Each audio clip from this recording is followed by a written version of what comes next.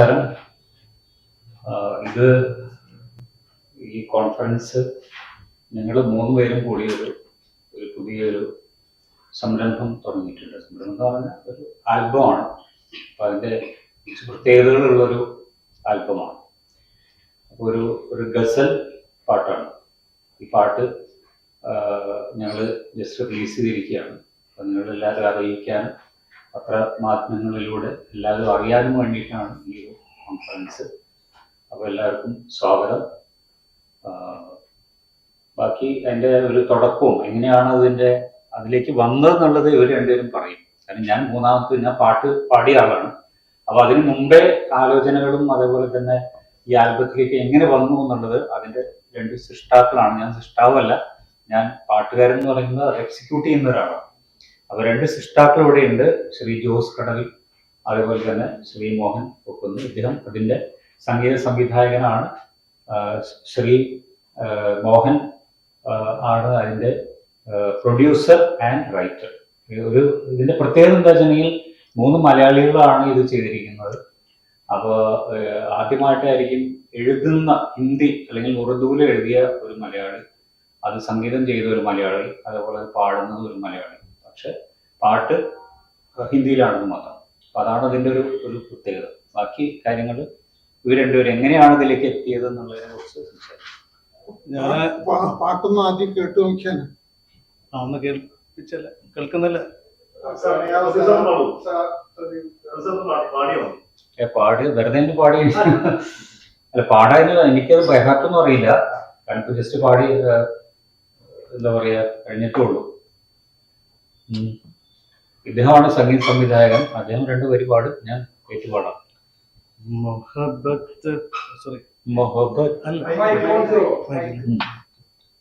ഇതിന്റെ കരോക്കെ ഇടണോ? കണ്ടല്ലോ.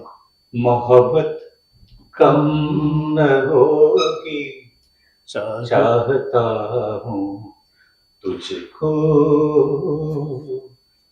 महका दिल की वीरानी, दिल है बेकरार, ज़माने भर की ये दम दे दो मुझको, तन्हा दिल तन्हा मन जाग उठा, बिन तेरे याद में, बिन तेरे याद, फिर तेरी याद में, फिर तेरी याद में,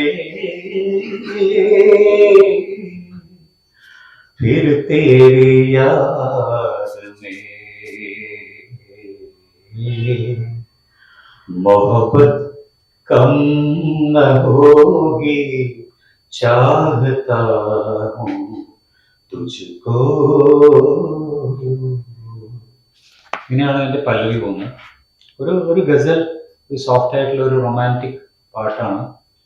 അപ്പോ ബാക്കി കാര്യങ്ങൾ ഇത് മോഹൻ സാറിന്റെ 4ാമത്തെ പാട്ടാണ് ഞാൻ ചെയ്യുന്നത്. അപ്പം അദ്ദേഹം പറഞ്ഞു അദ്ദേഹത്തിന്റെ കയ്യിൽ ഉറുദുവിൽ എഴുതിയ ഗസലുണ്ട്, എഴുതിയിട്ടുണ്ട് എന്നുള്ളത്.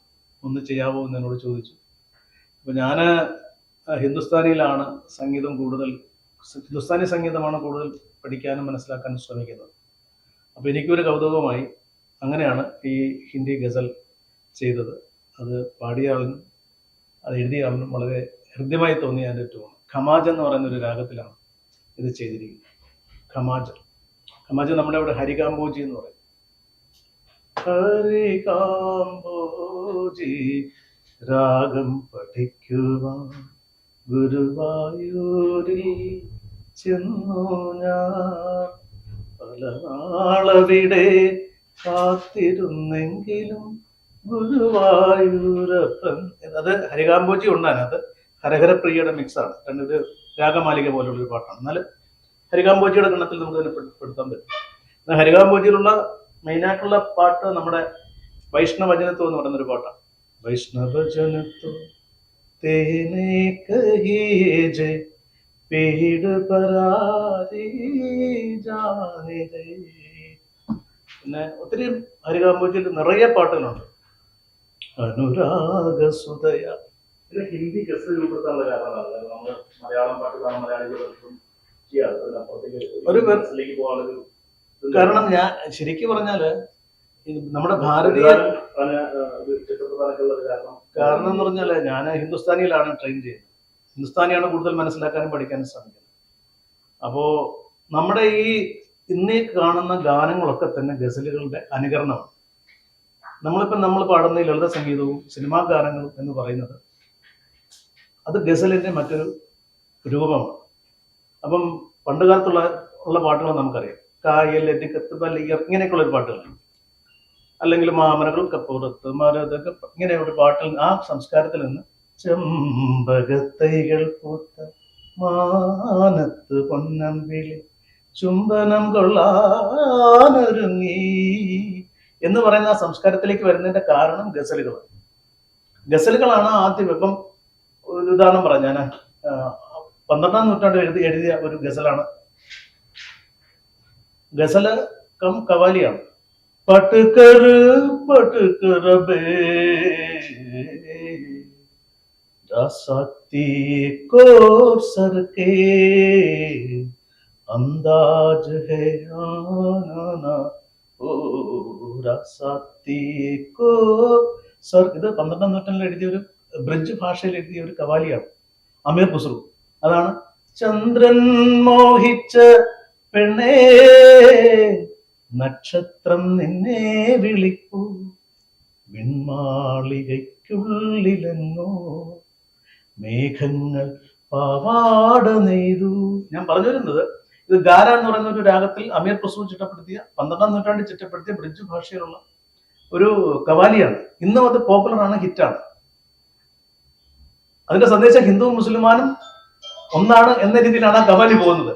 റബ്ബിനെ കുറിച്ച് പാടി അങ്ങനെ വന്ന ശേഷം പിന്നെ അത് പോകുന്നത് ഒരു എന്താ പറയുന്നത്, ഹിന്ദുവും മുസ്ലിം ഒന്നാണ്, ഒന്നിച്ച് ജീവിക്കേണ്ടവരാണ് എന്ന് പറയുന്ന രീതിയിലാണ്.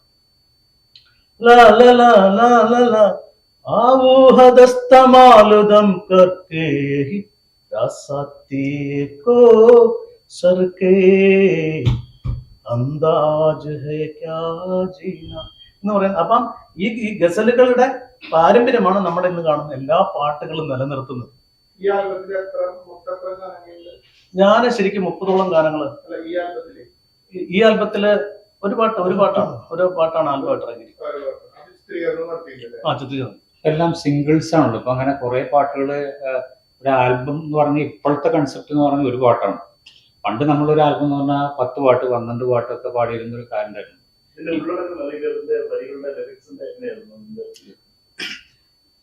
എല്ലാം പറയണ ഏതെങ്കിലും ലൈനിന്റെ നിങ്ങൾക്ക് അറിയാത്തത് പറഞ്ഞാൽ മതിയാ. ഉറുദു അല്ല, ആക്ച്വലി ഹിന്ദിയാണ്. ഉറുദു വാക്കുകൾ ഇതിലുണ്ട്. സാധാരണ അങ്ങനെയാണല്ലോ. കുറെ ഹിന്ദി ഗാനങ്ങളിൽ, സിനിമാ ഗാനങ്ങളിലൊക്കെ ഉറുദു വാക്കുകൾ കുറെ ഉണ്ട്.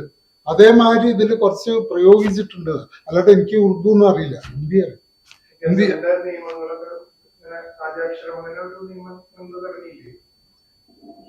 ഗസലിലാണോ? ഗസലിൽ അങ്ങനെ ഉണ്ട്. അത് പാടുന്ന രീതി തന്നെ മറ്റുള്ളതിനും വ്യത്യാസമുണ്ട്. ഇപ്പം ജഗദീഷ് സിംഗ് ആയാലും ഗുലാം അലി ആയാലും നിങ്ങൾ ഗസലൊക്കെ ഇട്ടിട്ടുണ്ടാവില്ലേ? അപ്പൊ അതിന്റെ ഒരു ഇതില് വെച്ചിട്ട് ഒരു രാഗ ബേസ്ഡ് ചെയ്ത ഒരു രാഗമാണ്.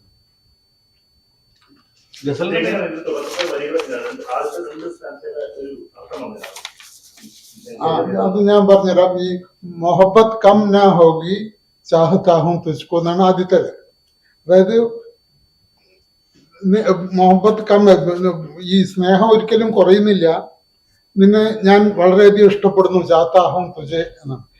മഹക്ക ദിൽ കി വീരാനി ദിൽ ഹെ ബേക്കരാർ, ഈ സുഗന്ധം നിറഞ്ഞ ഹൃദയത്തിന്റെ നിശബ്ദതയിൽ മനസ്സ് വ്യാകുലമാണ്. അങ്ങനെയൊക്കെ ഇതിൽ പോകുന്നുണ്ട്.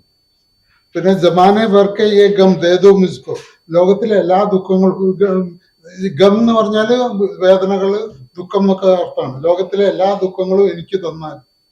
തൻഹാ മൻ ജാഗുഡ ഫിർസെ തെരി യാദ്മേ എന്ന് പറഞ്ഞാൽ തനിച്ചായ മനസ്സ് വീണ്ടും നിന്റെ ഓർമ്മയിൽ ഉണരുന്നു എന്നൊക്കെ പറഞ്ഞാൽ അതേമാതിരിയൊക്കെയാണ് കൺസെപ്റ്റ്.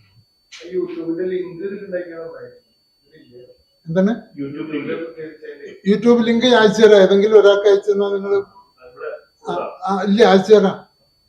അതായിരിക്കും നല്ലത്. അതിൽ നിങ്ങൾക്ക് നോക്കാൻ പറ്റും.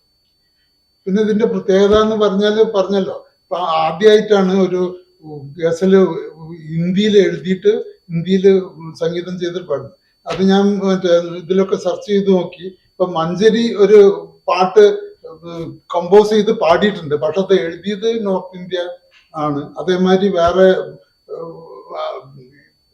വേറെയുള്ള ആരും ഇതുവരെ അങ്ങനെ ഇതിലില്ല എന്നാണ് അവര് സാക്ഷ്യപ്പെടുത്തുന്നത്. അതുകൊണ്ടാണ് ഇതിലൊരു പ്രത്യേകതയായിട്ട് നിങ്ങളത് ഹൈലൈറ്റ് ചെയ്യണമെന്ന് ഞങ്ങൾ റിക്വസ്റ്റ് ചെയ്യും. അദ്ദേഹത്തെ കൊണ്ട് തന്നെയാണ് തൃശ്ശൂരുകാരോട് തൃശ്ശൂർ പറയേണ്ട ആവശ്യമില്ല. അപ്പൊ അതിലൊരു എന്ത് പറയുന്നത്, ആ ഹിന്ദി പാട്ട് ഹിന്ദി ഗസൽ പാടാൻ വേണ്ടി തീരുമാനിച്ചപ്പോൾ അത് പ്രദീപ് സാർ തന്നെ ആയിരിക്കണം എന്ന് ഞങ്ങൾ രണ്ടുപേരും അങ്ങ് തീരുമാനിച്ചു. കാരണം അദ്ദേഹത്തിന് ഒരു ഹിന്ദി ബാക്ക്ഗ്രൗണ്ട് ഉള്ളതുകൊണ്ട്. അതുകൊണ്ട് നിങ്ങളുടെ ഭാഗത്ത് നിന്നും കുറച്ചുകൂടെ ഒരു പ്രൊമോഷൻ.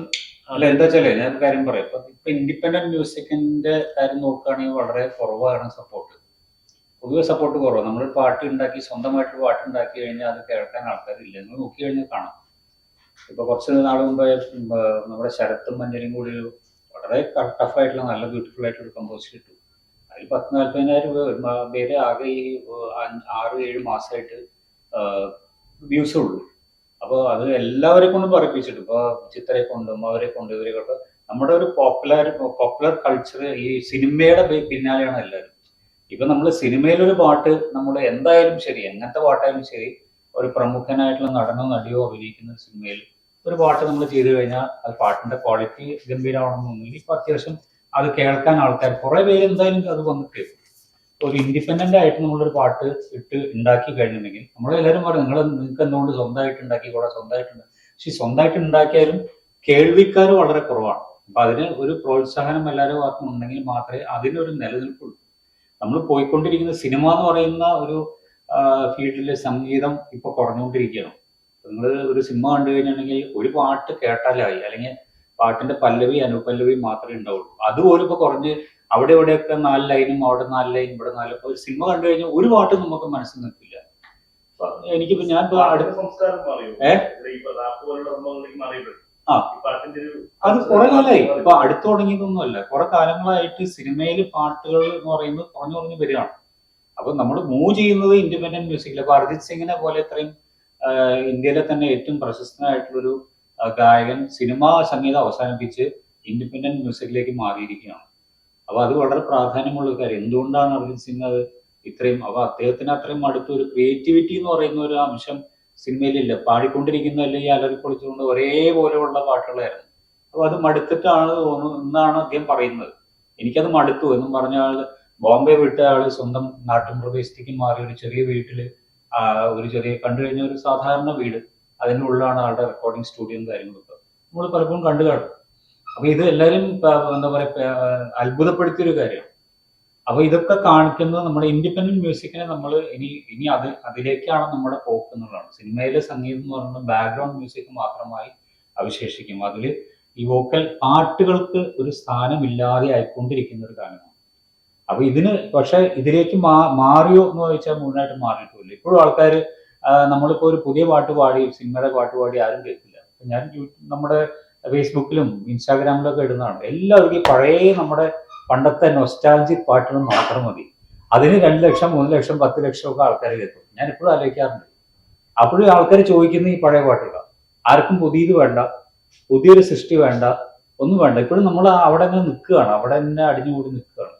അപ്പൊ നമുക്ക് പ്രോഗ്രസ് വേണമെങ്കിൽ, പുതിയ സൃഷ്ടികൾ ഉണ്ടാവണമെങ്കിൽ, പുതിയ ആൾക്കാർ ഇതിലേക്ക് വരണമെങ്കിൽ, അല്ലെ, നമുക്ക് പുതിയ ഇത് കണ്ടിന്യൂ ചെയ്യണ്ട. സംഗീതം എന്ന് പറയുന്ന മുമ്പിലേക്ക് പഴയതിങ്ങനെ സ്റ്റക്കായി നിന്നാൽ പോരല്ലോ. അപ്പൊ അതിന് പുതിയ ആൾക്കാരെ അത് കേൾക്കണം, അത് കേൾക്കാനുള്ള വഴികൾ ഉണ്ടാക്കണം. നിങ്ങളുടെ എല്ലാവരും പ്രോത്സാഹനം വേണം. എന്നാൽ മാത്രമേ സംഗീതം നിലനിൽക്കുള്ളൂ. അല്ലെങ്കിൽ ഈ എന്താ പറയുക ക്രിയേറ്റിവിറ്റി നിലനിൽക്കുള്ളൂ. ക്രിയേറ്റിവിറ്റി നമുക്ക് ആവശ്യമാണ്. അല്ലെങ്കിൽ എല്ലാം മുരടിച്ചു പോകും. നമ്മൾ അതേ സാധനം തന്നെ ഇങ്ങനെ വീണ്ടും കേട്ടുകൊണ്ട് അതിനെ തന്നെ വീണ്ടും പഴയ പാട്ടുകൾ ഈ അൺപ്ലഗ്ഡ് മറ്റേന്ന് പറഞ്ഞ് അതന്നെ ചെയ്തുകൊണ്ടിരിക്കും.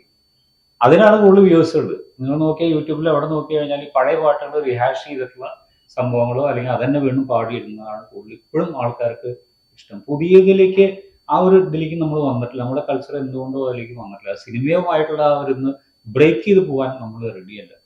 അത് ബ്രേക്ക് ചെയ്താലേ നമുക്ക് മുമ്പിലേക്ക് പോകാം. ഓക്കെ.